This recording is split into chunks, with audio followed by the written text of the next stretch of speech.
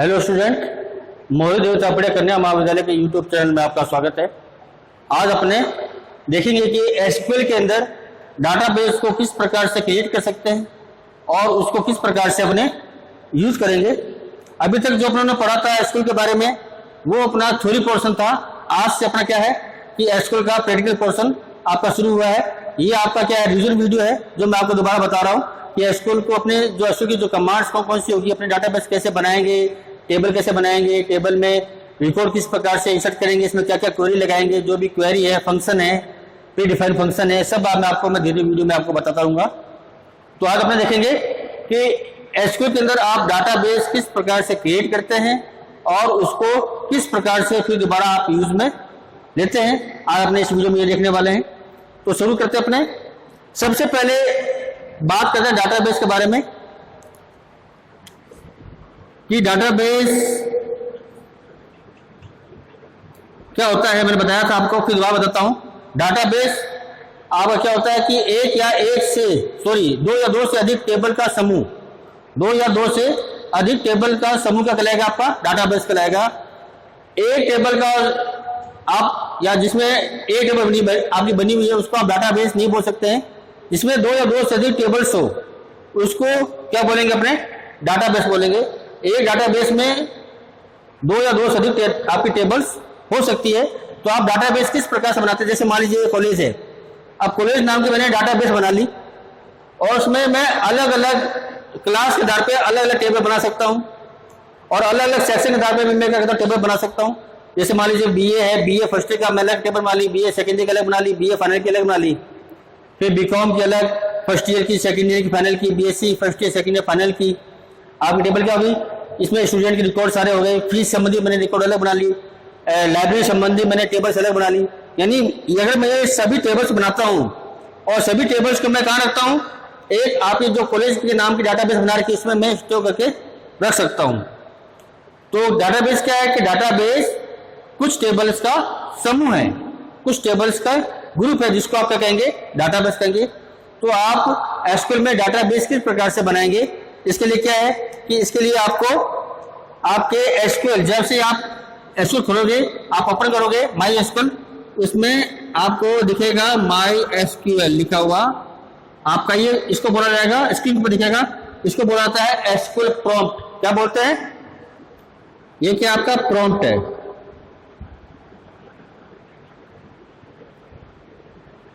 SQL prompt. तो यहां पर एसक्यूएल प्रॉम्प्ट से आप क्या करते हो, अपनी कमांड लिखनी शुरू करते हो या कमांड लिखते हो। अब इसमें मैं बात करते हैं कि डाटाबेस को क्रिएट करने के लिए क्या आपका सिंटैक्स क्या होगा। तो सिंटैक्स क्या होगा आपका, सबसे पहले लिखा जाएगा क्रिएट। क्रिएट क्या है, आपकी कमांड है जो डाटाबेस को बनाने के काम में आती है। तो मैंने क्या लिख दिया, मैंने लिखा क्रिएट कमांड, फिर डाटाबेस, यहां पर कीवर्ड आएगा, ये क्रिएट कमांड हो गई, डाटाबेस आपका कीवर्ड हो गया, ये लिखा जाएगा। फिर आप लिखोगे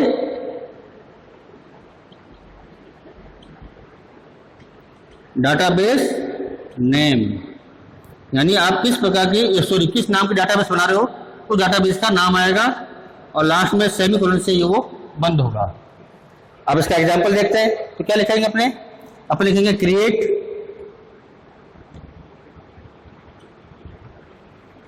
डाटाबेस,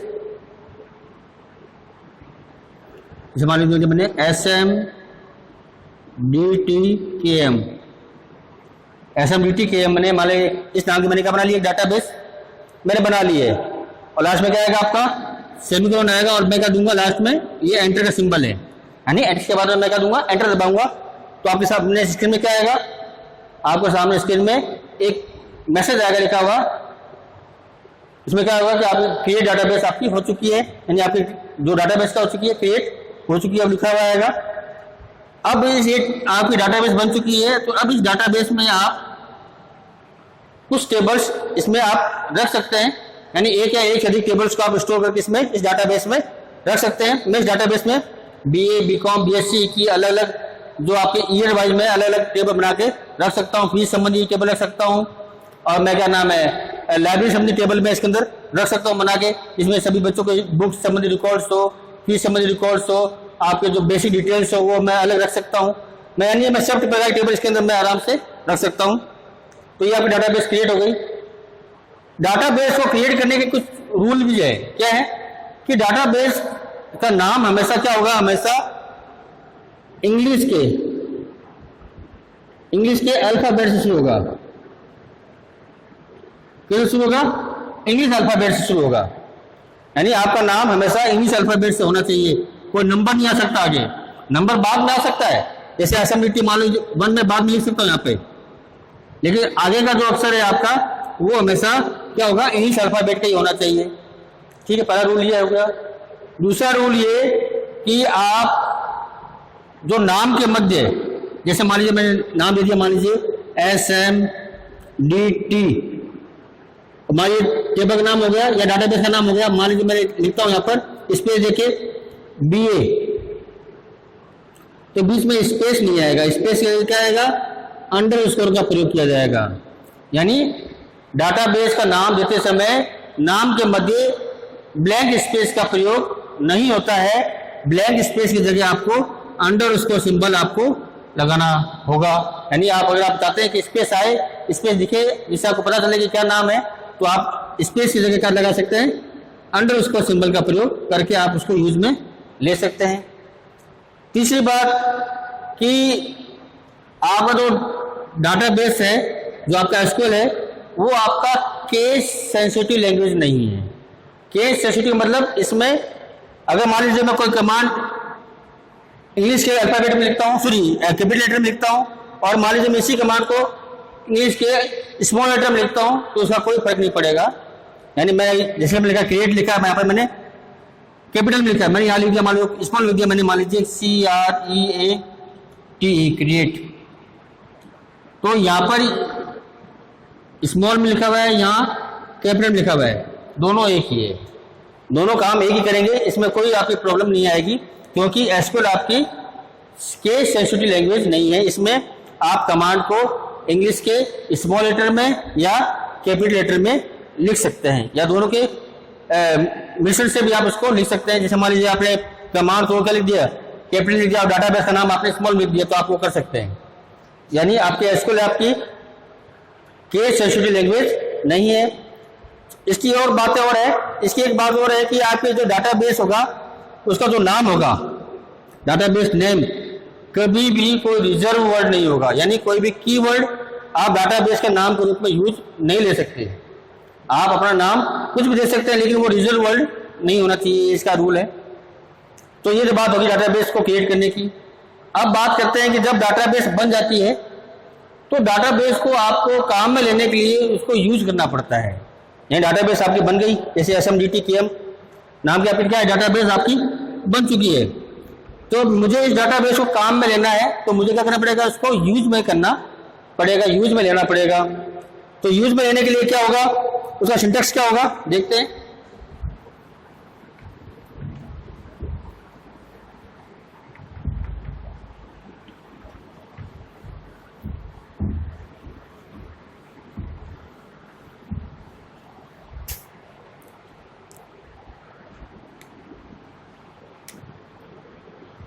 यूज डाटाबेस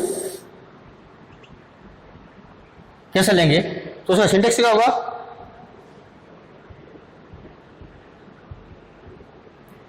सबसे पहले आपकी कमांड आएगी यूज, यूज, फिर क्या लिखोगे, डाटाबेस नेम, कौन सी डाटाबेस थी आपकी, SMDT KM, सेमीकोलन और एंटर, सेमी को लगा के आप क्या दोगे, पीछे एंटर का सिंबल लगाओगे या आप एंटर दोगे, तो आपकी ये डाटाबेस क्या हो जाएगी, अब यूज में आ गई। अब आप इसमें कोई टेबल बना सकते हो। अब आपकी डाटाबेस क्या आपकी यूज में आ रही है। आप डाटाबेस को बनाने के बाद में हमेशा उसको यूज में लेना होता है, उसको काम में लेने के लिए। तो उसके लिए क्या लिखोगे, आप यूज कमांड लिखोगे, यूज कमांड लिख के फिर डाटाबेस का नाम, जो आपने डाटाबेस यूज में लेना चाहते हैं, तो फिर आप जैसे एंटर दोगे तो यहाँ पर आपके सामने स्क्रीन के सामने स्क्रीन पे आपको एक मैसेज आएगा, डाटाबेस चेंज नाम का एक मैसेज आएगा जो एसक्यूएल के द्वारा दिया हुआ होगा। तो आप समझ जाएंगे कि आपके जो क्या हो चुका है कि आपके डाटाबेस चेंज हो चुकी है, यानी आप डाटाबेस को यूज कर चुके हैं। अब आप क्या कहते हैं कि इसमें कोई टेबल बना के आप अपने डाटाबेस क्रिएट कर सकते हैं। सो डाटाबेस क्रिएट हो चुकी है, आप उसको काम में ले सकते हैं। तो ये आज का वीडियो था जिसमें मैंने आपको एसक्यूएल में डाटाबेस किस प्रकार से क्रिएट होती है और किस प्रकार से उसको यूज में लिया जाता है, उसका सिंटैक्स और उसका मैंने आपको एग्जांपल बताया। तो आज के वीडियो में इतना ही। इस वीडियो से संबंधित कोई भी क्वेरी हो तो आप मुझे कमेंट बॉक्स में कमेंट कर सकते हैं। धन्यवाद।